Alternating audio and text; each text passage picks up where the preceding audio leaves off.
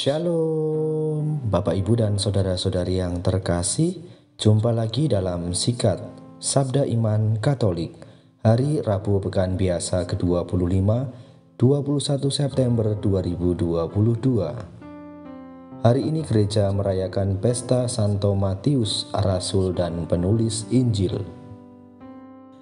Bacaan dari Injil Matius bab 9 ayat 9-13. Marilah kita siapkan hati dan pikiran kita untuk mendengarkan sabda Tuhan. Semoga Tuhan beserta kita, sekarang dan selama-lamanya. Inilah Injil suci menurut Matius. Dimuliakanlah Tuhan. Pada suatu hari, Yesus melihat seorang yang bernama Matius duduk di rumah cukai. Yesus berkata kepadanya, "Ikutlah aku." Maka berdirilah Matius lalu mengikuti dia.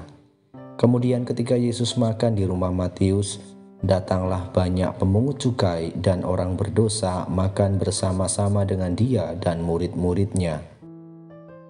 Melihat itu berkatalah orang-orang Farisi kepada murid-murid Yesus, "Mengapa gurumu makan bersama dengan pemungut cukai dan orang berdosa?" Yesus mendengarnya dan berkata, "Bukan orang sehat yang memerlukan tabib, melainkan orang sakit. Maka pergilah dan pelajarilah arti firman ini.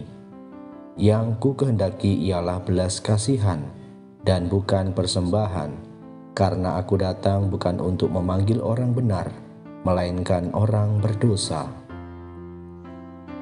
Demikianlah sabda Tuhan. Terpujilah Kristus.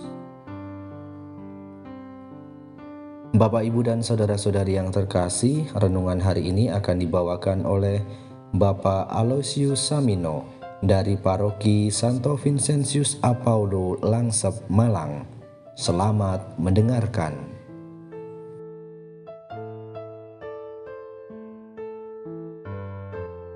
Saudara-saudari Sabda Iman Katolik yang terkasih, kiranya kita semua senantiasa diberikan rahmat kesehatan, kebahagiaan, dan kesejahteraan. Hari ini, gereja memperingati pesta Santo Matius Rasul dan penulis Injil. Kita tahu Matius adalah pemungut cukai, dipanggil untuk mengikuti Yesus.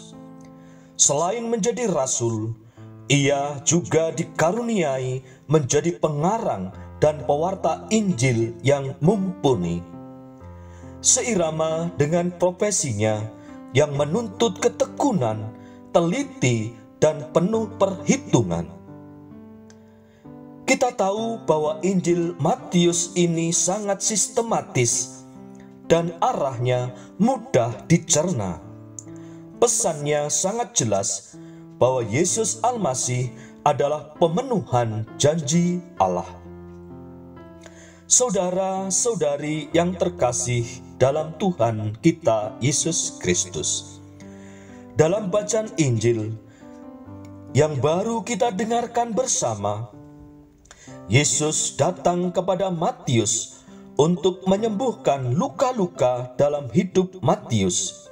Sebagai seorang pemungut cukai, Matius jatuh dalam dosa. Yesus datang dan mewartakan belas kasihan. Ia mengajak Matius untuk bertobat, sehingga jiwa Matius yang terluka kembali pulih dan beroleh sukacita keselamatan kekal. Yesus juga datang mengetuk pintu hati kita supaya dipulihkan oleh Dia. Lalu yang menjadi pertanyaan bagi kita adalah, apakah kita mau membuka hati kita untuk dipulihkan dan disembuhkan oleh Dia? Kita tahu bahwa penyembuhan membutuhkan proses yang tidak mudah. Sebagaimana Matius yang berani dan rela meninggalkan profesinya dan mengembalikan apa yang ia ambil, bahkan tidak tanggung-tanggung, ia mengembalikan sampai 4 kali lipat. Dan itulah yang disebut pertobatan, yakni meninggalkan cara hidup lama, mengampuni diri sendiri, serta beralih kepada kehidupan yang dikehendaki oleh Allah. Saudara-saudari yang terkasih dalam Tuhan kita Yesus Kristus, kita tahu bahwa Matius adalah pemungut cukai, sehingga amat rawan untuk melakukan tindakan korupsi, serta begitu banyak godaan-godaan lain yang membawa pada perbuatan dosa. Tuhan Yesus mencari dan memanggil, tidak melihat orang dari segi fisik atau profesinya, tetapi Tuhan melihat hati yang terdalam. Lalu apa respon Matius ketika dipanggil Yesus untuk menjadi muridnya? Ada beberapa hal yang perlu kita perhatikan bersama. Yang pertama, spontan. Matius langsung berdiri dan mengikuti Yesus, sehingga tidak banyak pertimbangan dan berbagai macam alasan lainnya, dan langsung mengikuti Yesus. Lalu bagaimana dengan kita di saat Yesus memanggil kita sekarang untuk karya pewartaannya? Lalu yang kedua adalah mengajak Yesus ke rumahnya untuk makan bersama di rumahnya. Hal tersebut mau menegaskan kembali bahwa Matius sudah mantap dan tidak ragu lagi setelah mengikuti Yesus. Bahkan sangat perlu mengajak atau mengundang Yesus secara pribadi ke rumahnya dalam kehidupan Matius. Bagaimana dengan kita sekalian?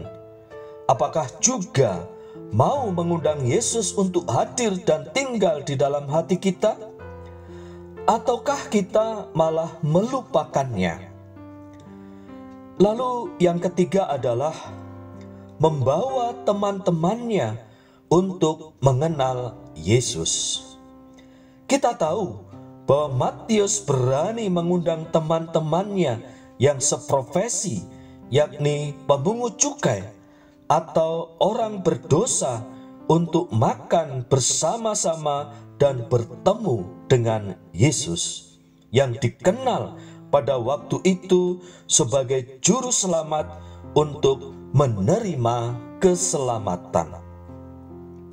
Saudara-saudari yang terkasih, perlu diingat bahwasanya tidak semua orang senang ketika sudah mengenal Yesus, menerima keselamatan sebagaimana orang-orang Farisi di luar sana yang tidak senang dengan orang yang menerima Yesus.